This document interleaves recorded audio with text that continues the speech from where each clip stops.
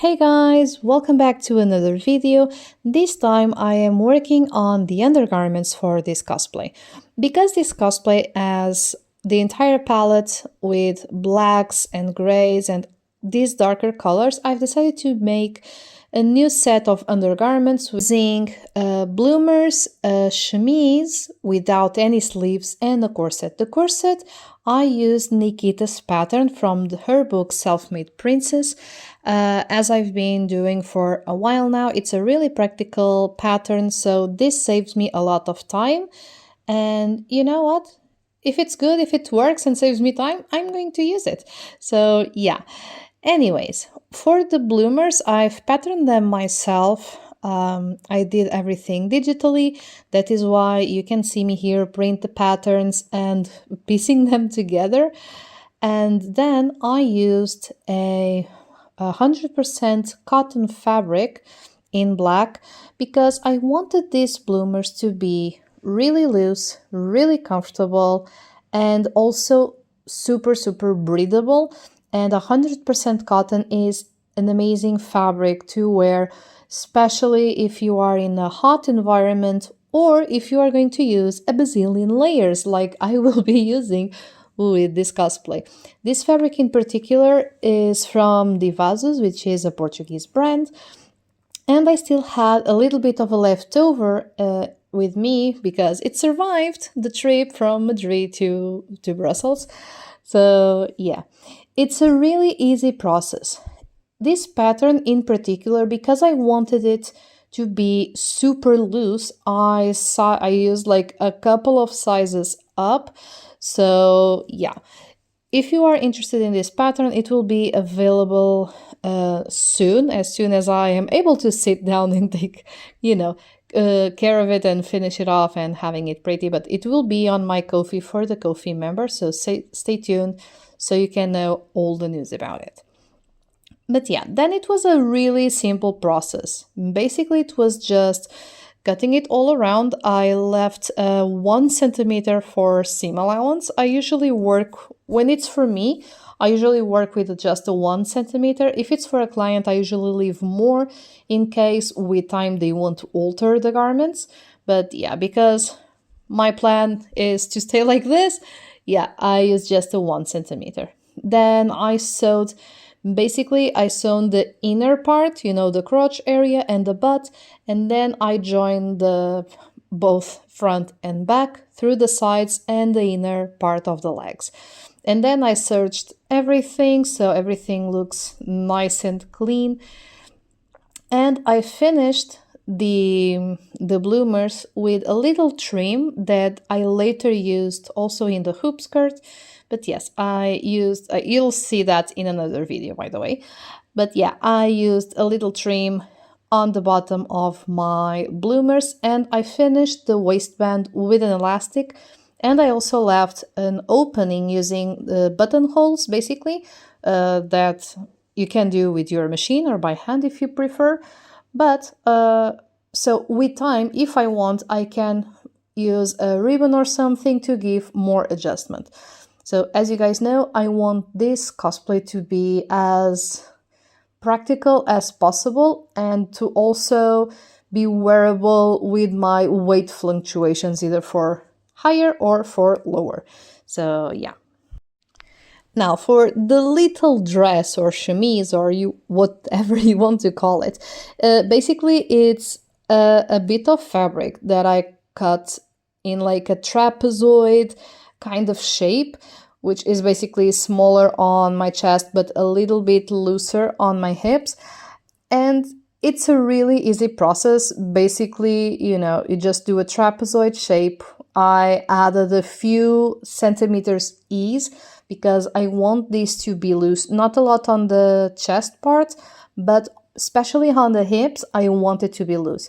Also, I measured from the top part of my chest to, like 5 fingers above my knee, more or less. And I just left 1 centimeter seam allowance. You can see here the entire process. You can see the shape is really easy. Basically, as soon as I got more or less an idea of the measurements, I just folded the fabric in half, both for the front and for the back, I folded them together in half and I just connected the point for the chest with the wider point for the hip with a straight line. Basically using, like, adding here a bias cut of some sorts, you know? So it's a really easy, simple shape. There's nothing much to do. I left 1 centimeter seam allowance once more. For the bottom, it was just 1 centimeter, but for the top part, I left around 4 centimeters of a seam allowance because I was going to fold the top part to make a tunnel so I could put a ribbon in it, so then I can tie with a little bow on the front and adjust it a little bit better while I'm putting the corset. Because another worry of mine is that I want to be able to put on as many layers as possible on my own of this cosplay. I know it's probably going to be really, really hard to get dressed alone, but I want to try because you never know when you might need to put a cosplay alone or you have really limited help with you, for example. So yeah, then basically after I joined both front and back, I've just sewed with a straight stitch the sides, serged the sides, and then I serged the top part, the bottom part, I hemmed the bottom, and I created a little tunnel where I've later added the ribbon. Hey, so we are done basically with the undergarments. I have the bloomers, I have the chemise I'll be wearing underneath, and the corset I had already made back in Spain because I had to do a new corset to basically wear underneath my cosplays. So I'm going to wear the same one. This as a steel bone, steel iron, inside as the modesty panel and everything. So now let's see how it looks. It is. Here's the bloomers. Super, super comfy. It's a really light cotton fabric that I had still a bit left over from the Vasos. It's really comfy. They feel really good against the skin. I'm not gonna lie. They're super, super comfy. I'm really thinking of doing something like this, but to wear on a day-to-day basis. But yeah, one layer done. So this is a little chemise that I've done. It's also made in cotton because, it's going to be the layer closest to my body. It's going to be the layer protecting the corset and soaking the majority of the sweat. So a pure fiber is better, that's why I usually use cotton for the inner garments, the undergarments. But yeah, like so. Super comfy, and it has no straps or sleeves because basically I'm going to wear this mostly with strapless corsets or strapless dresses. So that's why I prefer to, just do a simple basic shape and throw it on.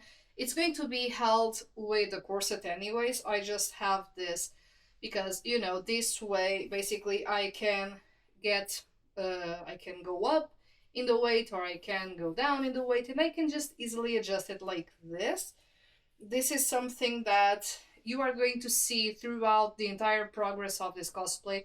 Is I am going to do everything having into account any weight fluctuations that might happen in the future. So this way I can always wear the cosplay. This is it for the undergarments. As you can see, this is all the layers that I will be wearing underneath the corset. I'm still debating whether I'll make this a little bit shorter or not, but we'll decide on that a little bit later. But yeah, this is all the layers that are going to go underneath the hoop skirt. That is going to be the next step. It's going to be the next video.